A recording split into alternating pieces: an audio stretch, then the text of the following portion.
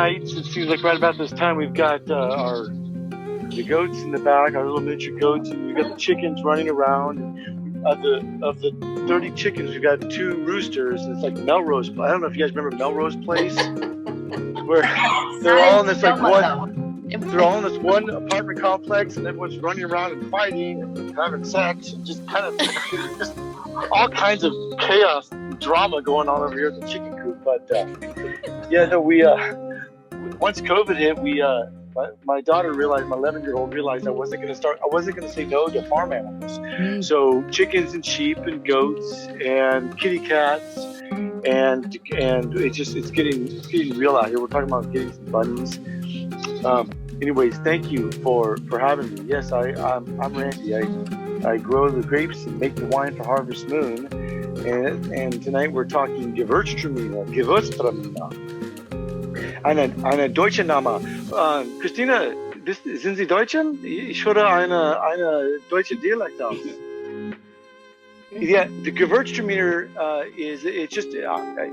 I learned German after my dad planted Gewurtztraminer, so there's no correlation there. But my dad planted the Gewurtztraminer in 1975, and that was when shortly after Napa Valley beat the French in France with the cab of, I think it was 74 and a 76 tasting. And of course, my dad and Cecil Deloche Vineyards was just down the road, and Cecil said, "Hey, Bob, plant these sticks." And they were dormant baby vines. And that was the extent of my dad's knowledge about farming grapes, certainly. And he grew grapes for 28 years and sold to Deloche for an off-dry style. Here in the Russian River Valley, which is where we're located, we're probably about an hour from Christina's location up in Spring Mountain, maybe a little bit further. Right, other side of the mountain. Yep, and we're about 12 miles as the crow flies to the Pacific coast. So this Gewurztraminer, which is a thin-skinned varietal, super aromatic, pretty delicate varietal, requiring sort of a protective layer. It can't handle a lot of heat, whereas Cab thrives in hot weather. The Russian River Valley is perfect for thin-skinned varietals like Gewurztraminer. I don't know if you guys have ever actually seen Gewurztraminer. It's a beautiful varietal. It's got pinks and fuchsias and purples, and there's a straw color, there's some reds in there, and there's some yellow. It's just one of my favorite varietals, not just to make, but also to eat and to look at. My dad planted 4 acres of it in the mid-70s, and I started making wine in 2002. It's been almost 20 years. My 19th vintage coming up. I'm tired. It's been a fun ride. And it's been a great run. Enjoying every bit of it, except for the fires, which we don't talk too much about it around here, just because we don't want to attract any more of that type of drama here in wine country. We feel like we've had enough of that. So Gewurztraminer, when I first started making wine, almost everybody said, just tear out the Gewurz, plant Chardonnay or Pinot, which are both way overplanted nowadays here, particularly in the Russian River Valley. I said, well, my dad planted it, and although the vines, when he planted it, when you come out to the winery and you drive down, you'll see the rows do this, particularly in the wintertime when the leaves have fallen. And in the 70s, my dad and Cecil would crack a couple beers and plant some sticks, my dad called it, and have a few more beers. And you can see about every 4th or 5th row, it does this thing here. And the vines don't magically realign. So I joke, powered by Budweiser, my dad planted the 4 acres of Gewurztraminer. I wanted to offer a dry white, and I heard about these German Rieslings and German Auslesen Gewurztraminers, dry, serious white wines. And then coupled with the fact that my dad planted it, I didn't want to get rid of it. So I said, I'm gonna keep it.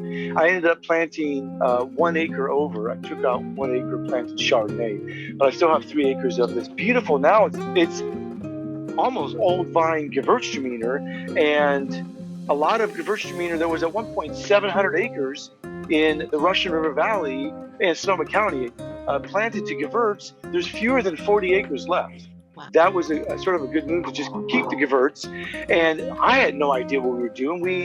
We would I made it in an off-dry, slightly sweet style the first year, and then I wanted to get into some more serious dry style Gewurztraminer, and I made it in 2003, and since every year I alternate between a dry Gewurz, a sparkling dry Gewurztraminer, method Champenois, and then we also do a California style ice wine with it, where, and I don't know why more people don't do it. I mean, it's a pain in the rear end to make.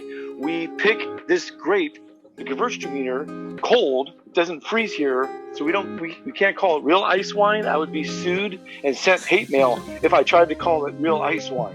But it's California style, where we pick it cold between midnight and 4 a.m. and rush the grapes before sunrise to a commercial freezer and freeze the grapes solid for 3 weeks. After which point, 3 weeks later, we'll pull them out and make a very sweet version of Gewurztraminer. And because it's done through the freezing process, it captures the freshness. So it's not Gewurztraminer. When it gets too ripe, it can become soapy, and the acids can drop off very quickly and just become overly tropical. And that was something that I've always tried to avoid, with the exception of making this small amount of ice wine each year. I met this guy. He was a black sheep. He was a French guy. He said that he comes from a Champagne family. His dad put money in a suitcase and told him to get out of France and never come home. And so he came to California bringing his knowledge of Champagne, method Champenois, the traditional style. And I had met him serendipitously at a bar.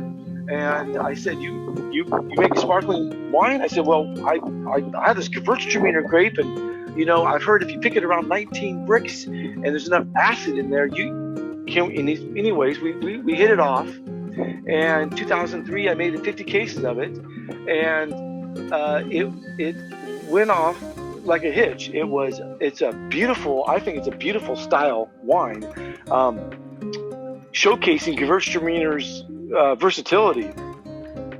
And so when you make sparkling wine, you have to gear up and be logistically ready before anybody else is making wine, because you have to pick it in order to re-ferment in the bottle for traditional style sparkling. You have to pick it at low enough sugars so the final primary alcohol will be low enough to be able to successfully re-ferment in the bottle. And so that was the first thing I learned, is getting ready before anybody else to make sparkling wine. That requires a little bit of extra setup and prep, but we have made it now 15 of the last 18 years, and it's become a staple at Harvest Moon. We make about 120 cases every other year, so small lot stuff, similar to what Christina's doing. Laura's done a great job seeking out the small guys, because we can barely, as evidence of me being tardy, because we grow the grapes, we make the wines, we market it, and I've got kids, and I've got a farm. Holding on for dear life, we don't have a lot of extra time. So when the opportunity came to make this Gewurztraminer, we made it, and these small lot wines are hard to find. We can barely even do what we're doing, so we're not able to go out and meet with distributors nowadays, because I'm not sure about Christina, but Harvest Moon, with the exception of actually Wildcraft, they're our only distributors. We don't distribute our wines. So these small lot wines are are fun for us to make. They're also should be fun for you to enjoy, because there's just not a lot of it out there, and it's pretty exotic. The small guys, because we don't distribute, we have the creative leeway in making wines that we're personally passionate about. These are wines like my sparkling Gewurtztraminer isn't really a wine that you have to put it on your palate and experience it to find out if it's for you or not. And when it's done with integrity, you know, a sparkling dry Gewurztraminer you can pull it off. And pull off this sparkling dry Gewurztraminer with crab cakes, oysters, calamari. For me, pretty much anything deep fried out of the ocean, and our sparkling Gewurz is a hit. Brie cheeses go great with it. So, should I talk a little bit about the process of making sparkling wine, or?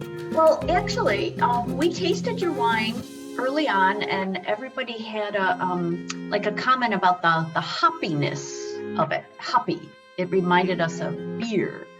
Interesting. So that would probably be when we pick the grapes and we ferment it, and then I will cold stabilize it and filter it, and then I'll put it in a tank and add some sugar to it and get the fermentation going, and I'll put it in a champagne bottle, the final bottle, and put a bottle cap on it. And I'll lay it down for, typically, traditional champagne lays down for 2 years, and we lay our sparkling down for about 1.5 years. And what that does is it allows the sediment, so when you lay the bottle down like this, the sediment settles down and seeps down into the valley of the bottle as it lays in this box. And over the course of months, the sediment will break down and the yeast will dialysize. The yeast will, they'll realize that there's no oxygen there, and the CO2 sort of just, after about 8 months, the yeast die off. And that dying off process creates a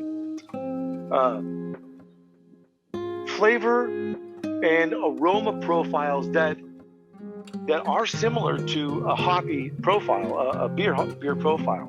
So there's no beer in it, but it can produce a similar earthiness. Now, with another 3 or 4 or 5 years in the bottle, the earthiness will come up, which is considered a desirable profile, and the fruit will, generally speaking, take a back seat.